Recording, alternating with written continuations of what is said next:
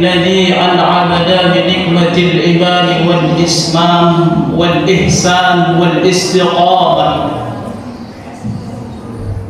أشهد أن لا إله إلا الله وحده لا شريك له، وأشهد أن محمدا عبده ورسوله الذي لا نبي بعده. اللهم صل على سيدنا محمد طب القلوب ودوائها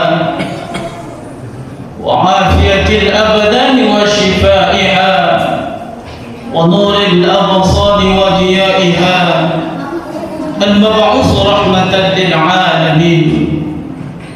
أما بعد فيا عباد الله، أوصيكم ونفسي بتقوى الله، فقد فاز المتقون.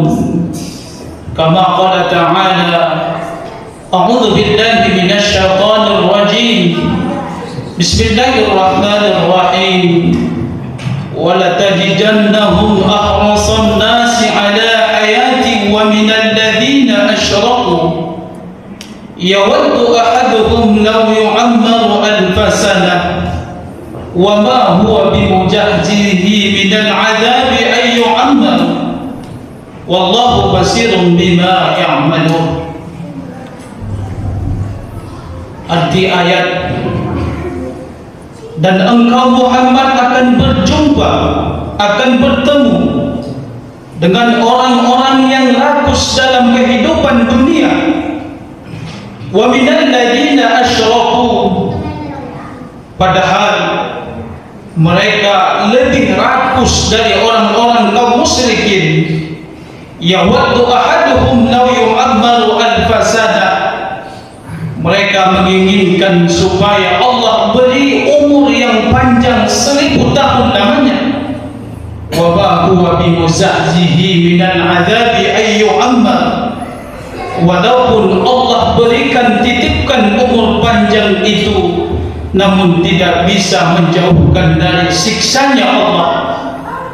Dan Allah Maha mengetahui apa yang mereka kerjakan. Surah Al-Baqarah ayat 96. Sadaqallah wa sadaqa rasuluhun nabiyul karim, wa nahnu ala dhalika minasy syahidin, walhamdulillahi rabbil alamin. Ma'asyiral muslimin, jamaah Jumat yang dimuliakan oleh Allah, mari kita terus bersyukur kepada Allah atas segala curahan nikmat-Nya di hari Jumat yang penuh berkah ini. Allah masih menitipkan berbagai nikmat kepada kita. Salah satunya adalah nikmat iman. Kita rawat nikmat iman itu demi untuk mendapatkan ridha dan rahmat dari Allah Subhanahu wa taala.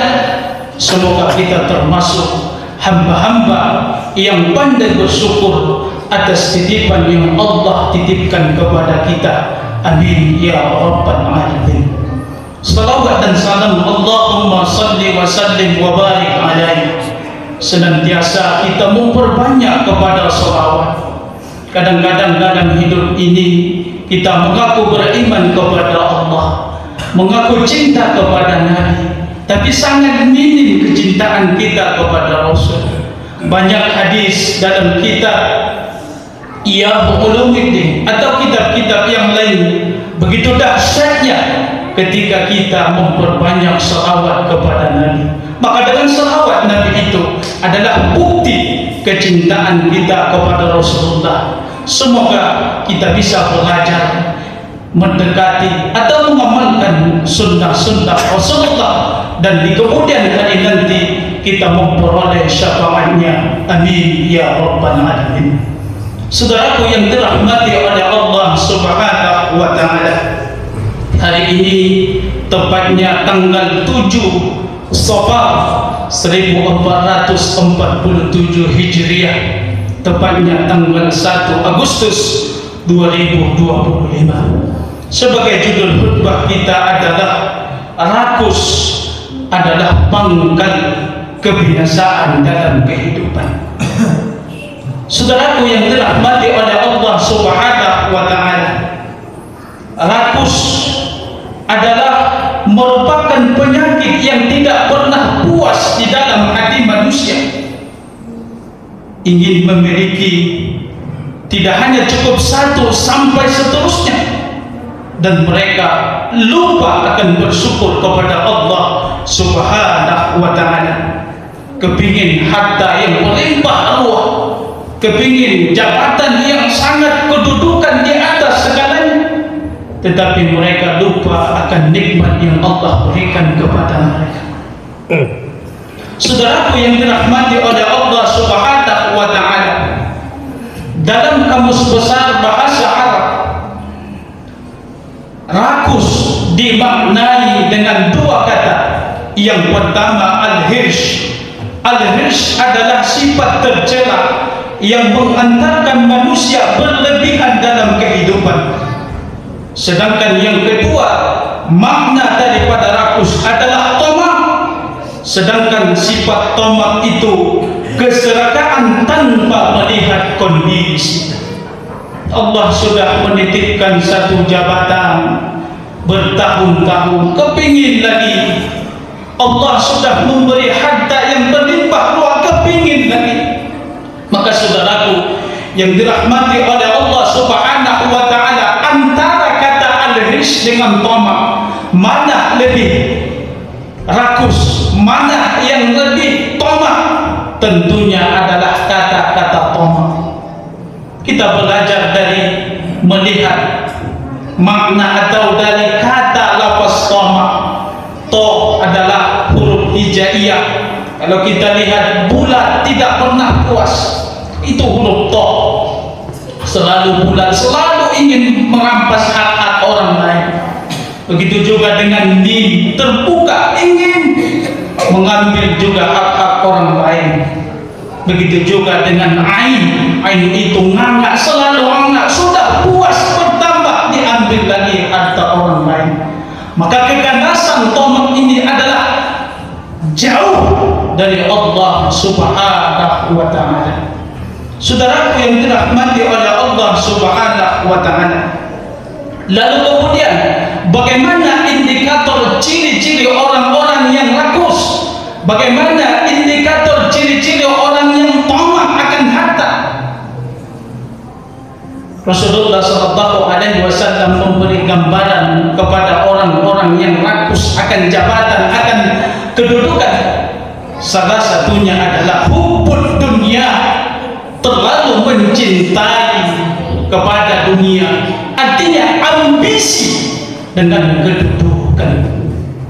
Maka dalam surah Al-Fajr Allah Subhanahu wa Ta'ala berpesan, wa tuhibbuna al-mala hubban jamma. Mereka selalu berambisi untuk mendapatkan kedudukan. Mereka selalu berambisi untuk mendapatkan harta yang mewah. Dengan kata lain, mereka berpoya-poya hanya untuk di dunia ini. Saudaraku yang dirahmati oleh Allah, boleh kita mencintai dunia, boleh kita mencari dunia, tetapi ingat wahai saudaraku yang dirahmati oleh Allah, semua ada takarannya, semua ada batasannya. Kita mencari harta bukan hanya untuk mengisi perut, bukan hanya untuk keluarga, tetapi bagaimana indikasi reaksi kita beribadah kepada Allah Subhanahu wa Ta'ala. Itulah pribadi orang-orang yang sadar akan di dunia ini, tidak hanya kehidupan di dunia, tetapi mereka ingin mementingkan kehidupan akhirat. Itulah bentuk orang-orang yang banyak bersyukur di hadapan oleh Allah Subhanahu wa Ta'ala. Maka kita hari ini kita bisa belajar bagaimana dewasanya politik kita di Nusantara ini. Mungkin di berita atau media-media lain kita sudah melihat sudah hampir lebih 10 tahun diberi Allah kedudukan orang nomor 1 di Indonesia. Tetapi hari ini kita melihat televisi atau berita-berita yang lain, kepingin lagi kanan dan kiri. Tidak, dia bisa keturunan nasabnya juga harus dimenangkan tanpa ada mengingat kepada Allah Subhanahu wa Ta'ala. Kenapa? Karena sudah ambisi, karena hatinya sudah ada berpenyakit. Apa penyakit? Terlalu cinta kepada kedudukan. Maka saudaraku yang dirahmati oleh Allah Subhanahu wa Ta'ala, Rasulullah sallallahu alaihi wasallam menggambarkan kepada kita, lau anna ibni Adam uqtiya wadiyan mal'an min dhahabin, seandainya Allah memberikan satu gunung emas kepada manusia, ahabba ilaiha sanyan, tentu ia akan meminta satu gunung lagi. Allah sudah berikan satu gunung emas, minta lagi 2 emas. Walau uqtiya saniyan ahabba ilaihi salisan, ketika Allah sudah memberikan kedudukan 2 kali atau 2 gunung emas, dia meminta lagi 1 gunung lagi menjadi 3. Wala yasuddu jawban ibni Adam illa turab. Maka apa kata Rasulullah sallallahu alaihi wasallam? Sesungguhnya perut manusia itu tidak akan pernah kenyang dan tidak akan pernah puas illa turab, ketika dia sudah dipanggil oleh Allah, sudah ditanam. Maka saudaraku yang dirahmati oleh Allah, terjawab sudah. Bagaimana keadaan manusia yang kedudukan, yang cinta kedudukan, ingin 1 tambah 1 tambah seterusnya, tidak ada puas-puasnya. Maka yang akan menjadi puas ketika Allah sudah memanggilnya. Saudaraku yang dirahmati oleh Allah, dalam surah At-Takasur Allah Subhanahu wa Ta'ala berpesan kepada kita, alhaakumut takatsur hatta zurtumul maqabir. Alhaakumut takatsur, bermegah-megah itu telah melupakan kita kepada Allah, hatta zultumul maqabir, sampai kita sudah di liang kubur, sampai kita sudah dipanggil oleh Allah meninggalkan dunia ini, barulah rakus itu terhenti kepada sifat manusia. Yang kedua, ciri orang-orang yang rakus itu, kata Rasulullah sallallahu alaihi wasallam, terlalu bersemangat untuk mencari nafkah sehingga kondisi badannya lupa untuk beristirahat. Saudaraku yang dirahmati oleh Allah, kita manusia wajib untuk berusaha, tetapi semua aturan itu Allah sudah terangkan dalam Al-Quran. Wa ja'alna an-nahara ma'asha, kami menciptakan siang itu untuk berusaha. Wa ja'alna al-laila libasa, kami ciptakan malam itu sebagai tempat beristirahat. Manakala kita lari dari jalur yang Allah tetapkan dalam Al-Quran, maka apa yang terjadi? Allah mencabut keberkahan dalam hidup kita, apalagi dalam hidup berkeluarga kita. Maka kita sebagai yang mengaku beriman kepada Allah, mencintai Al-Quran, tentu harus kita kembali mengamalkan Al-Quran itu sendiri. Ma farratna min kitabi min syai', kata Allah, semua kehidupan dalam hidup ini Allah sudah berpesan dalam Al-Quran, tinggal bagaimana reaksi kita untuk mengamalkan Al-Quran itu sendiri. Boleh kita mencari nafkah, boleh kita mencari kedudukan, tetapi ingat, semuanya itu ada porsinya masing-masing. Yang kedua, ciri-ciri yang rakus itu adalah tidak pernah puas, selalu meminta-minta. Rasulullah SAW pernah mengingatkan kita kepada kita semua, ketika serigala itu diberikan kambing, lalu serigala itu memakan, menghantamnya sampai habis. tetapi sifat manusia itu diberikan satu kambing yang lainnya pun dia ambil. Bahkan agama keyakinannya itu pun dia korbankan untuk mendapatkan kedudukan. Inilah sifat-sifat Fir'aun laknatullah. Kalau kita lihat dalam kisah dalam kitab Qisasul Anbiya, bagaimana Fir'aun itu hampir 1 abad untuk mendapatkan kedudukan, tetapi lenyap seketika Allah Subhanahu wa ta'ala memberi peringatan kepada Fir'aun, karena Fir'aun itu merupakan penguasa atau pemimpin yang sangat zalim di dunia ini. Itu menggambarkan ketika Allah memberikan sebuah jabatan kedudukan, mari kita pergunakan kedudukan jabatan itu untuk berbagi kepada orang-orang yang membutuhkan, untuk orang-orang rakyat yang betul-betul salurannya tepat kepada orang-orang yang membutuhkan. Manakala jabatan itu kita selewengkan atau kita korupsikan, itulah penyakit yang termasuk rakus dan tamak dalam kehidupannya. Kita berlindung kepada Allah Subhanahu wa ta'ala, baik itu rakus makanan, rakus harta dan lainnya, tetap kita optimis kepada Allah, bersyukur apa yang Allah titipkan kepada kita. Saudaraku yang dirahmati oleh Allah, bagaimana solusi mengatasi rakus itu? Setidaknya ada 3. Yang pertama, meningkatkan keimanan kita kepada Allah Subhanahu wa ta'ala. Bila kita rajin ibadah, maka akan tumbuh rasa iba, rasa empati. Orang-orang yang Allah titipkan ibadah itu pasti hidupnya akan berkah. Tidak hanya dia melihat di atas saja, tetapi bagaimana di sekitarnya. Kenapa? Karena Allah sudah menitipkan magnet keimanan dalam hatinya. Yang kedua, solusi mengatasi rakus itu adalah memperbanyak bersyukur kepada Allah Subhanahu wa ta'ala.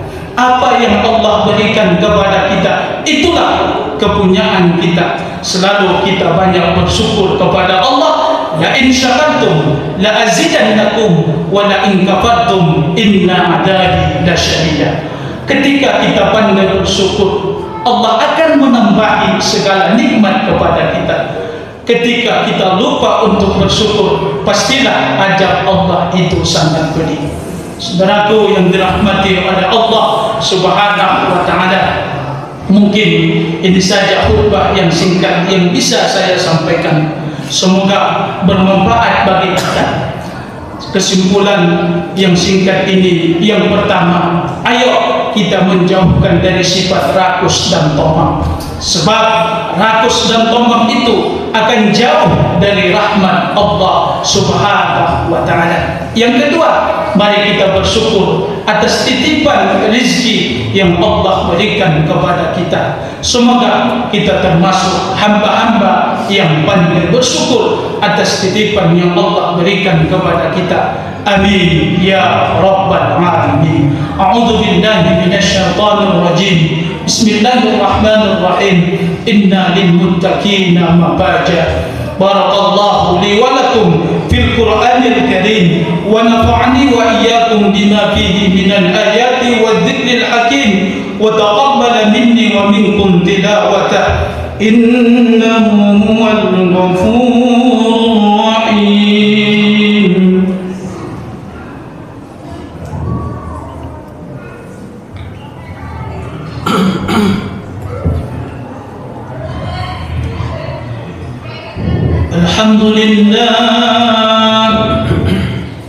Alhamdulillahilladzi arsala rasulahu bil huda wa dinil haqq. Ashhadu an la ilaha illallah wahdahu la sharika lah wa ashhadu anna Muhammadan 'abduhu wa rasuluh. Allahumma shalli ala sayyidina Muhammadin wa ala alihi wa ashabihi al-mab'uts rahmatan lil 'alamin. Amma ba'du, fa ya ibadallah, usikum wa nafsi bi taqwallah faqad faza al-muttaqun. Kama qala ta'ala, innallaha wa malaikatahu yusalluna 'alan nabi يا أيها الذين آمنوا صلوا عليه وسلموا تسليما اللهم صل وسلم وبارك عليه كما صليت وسلمت وباركت على إبراهيم وعلى آل إبراهيم في العالمين إنك حميد مجيد اللهم اغفر للمسلمين والمسلمات والمؤمنين والمؤمنات إنك سميع قريب مجيب الدعوات برحمتك يا أرحم الراحمين اللهم إنا نسألك سلامة في الدين والدنيا والآخرة ربنا آتنا في الدنيا حسنة وفي الآخرة حسنة وقنا عذاب النار والحمد لله رب العالمين عباد الله إن الله يأمركم بالعدل والإحسان وإيتاء ذي القربى وينهى عن الفحشاء والمنكر والبغي يعظكم لعلكم تذكرون